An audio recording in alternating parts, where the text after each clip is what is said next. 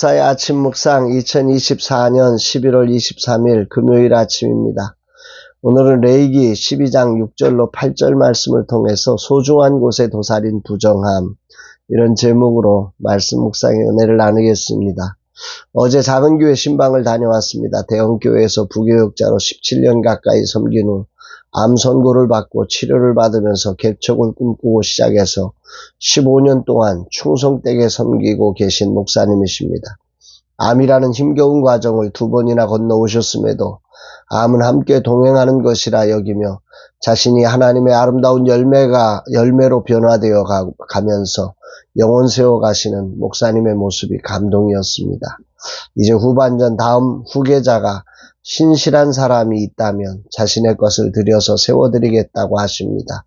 참으로 귀한 헌신에 뜨거운 박수를 보내드립니다. 오늘 주일을 준비하는 날, 작은 교회 신방이 오늘 또 있습니다. 주일을 앞두고 신방을 하지 않는데 이분은 평일 일을 하시기에 어쩔 수 없이 오늘 시간을 잡았습니다.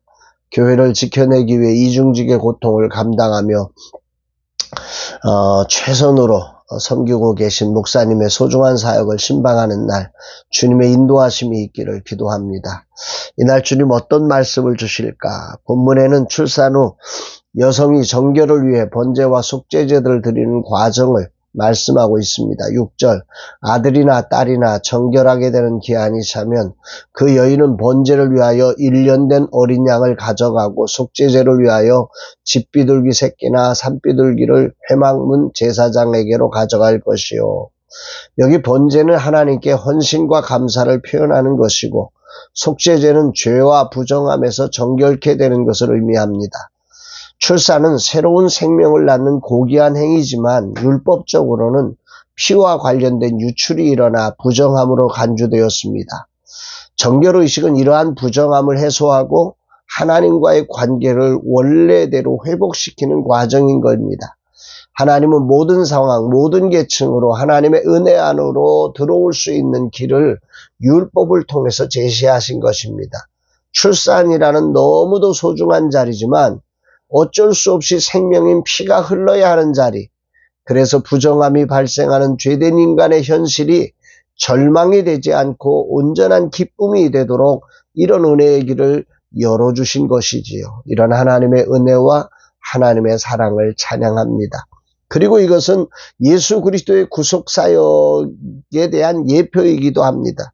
인간의 노력과 힘으로 이 거룩함을 유지할 수 없는 인간의 한계를 보여주면서 앞으로 장차 우리의 완전한 구속과 속죄함을 주시는 이 거룩한 예수 그리스도를 예표한 사건입니다. 구약은 이런 속죄의 과정을 때마다 행해야 했지만 예수 그리스도 안에서 단번에 영원한 속죄를 이루어 반복적인 제사가 필요 없도록 우리에게 은혜의 길을 열어주신 거죠. 히브리서 10장 10절에 이 뜻을 따라 예수 그리스도의 몸을 단번에 들이심으로 말미암아 우리가 거룩함을 얻었노라. 예수 그리스도를 통해서 우리가 거룩함을 얻는, 옛날에는 이 속죄와 번제를 드림으로 거룩해졌다면 이제는 예수 그리스도를 믿음으로 단번에 우리가 거룩함을 얻게 되는 이 길이 열려졌다.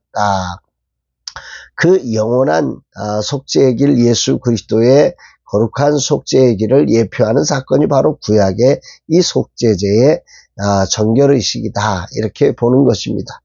이제 필요한 것은 그러므로 예수 그리스도의 단번에 영원히 이루신 속죄를 신뢰하고 우리가 믿음으로 은혜의 보좌 앞으로 나아가는 것이지요. 우리는 오늘 누구든지 이 놀라운 은혜의 길 되신 예수 그리스도를 통해 거룩함을 입어 하나님 앞에 나아갈 수 있는 자가 되었음을 오늘 본문은 말씀하고 있는 것입니다. 할렐루야이죠. 오늘 주님 내게 무엇을 말씀하시는 걸까? 생명을 낳는 출산의 자리도 부정함이 존재하는 것이 인생이란 사실을 묵상하게 됩니다. 그렇습니다. 나와 아내도 작은 교회 신방이란 거룩하고 소중한 일을 하지만 어쩔 수 없는 피곤으로 인해 육체가 지쳐 부정함이 나올 수밖에 없는 연약함이 있는 존재다라는 거지요. 세상은 우리로 내가 소중한 일을 했으니 소중하다고 말하지만 하나님은 소중한 일에도 부정함이 있어 속죄의 은총이 필요하다 말씀하신 겁니다. 목사로서 행하는 모든 일이 소중하기에 자칫 나는 괜찮아 라는 착각에 빠지기 쉽습니다. 그러나 하나님은 그 모든 과정에 부정함이 있으니 은혜의 보좌 앞에 나아가 믿음의 주요 온전하게 하시는 이인 예수를 바라봄으로 새롭게 되기를 원하신다는 거지. 그렇습니다. 오늘 주님을 모시지 않고 주님을 바라보지 않으면 스스로 착각에 빠져서 소중한 일을 하고 부정함에 빠질 수 있는 것이 바로 인간인 저의 연약함임을 자백합니다. 이 세상 어디든 누구든 무엇이든 모든 사람이 죄를 범하였기에 하나님의 영광에 이룰 수 없는 우리의 한계를 분명히 다시금 묵상하게 됩니다. 사단은 소중한 일을 하니 괜찮다고 유혹하여 은혜의 보좌 앞으로 가는 일을 소홀히 여기게 하지요.